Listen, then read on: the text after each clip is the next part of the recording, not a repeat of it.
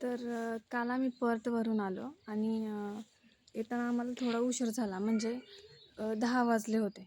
आणि इथून Perth 200 kilometre दूर असल्यामुळे, म्हणजे आम्ही जिथे राहतो तिथून पर्थ हे 200 किलोमीटर दूर असल्यामुळं जाताना आणि येताना दोन्ही बाजूनी थोडं जंगल लागतं. थोडं म्हणजे भरपूर इथं जास्त करून जंगल एरियाच आहे, झाडी जास्त आहे.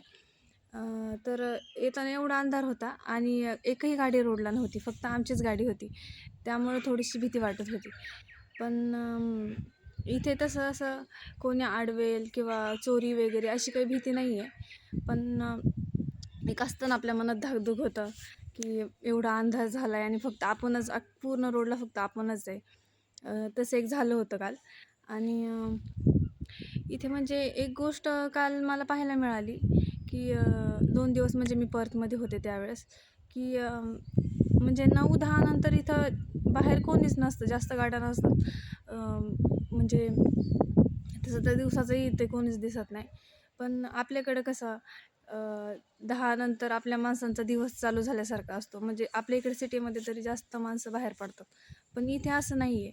इथे लवकर उठणं, लवकर ह्यांची कामं चालू होतात आणि लवकर कामं संपतात आणि ही लवकर झोपतात. त्यामुळे रात्री 9:30-10 नंतर रोडला तुम्हाला कोणीच दिसणार नाही.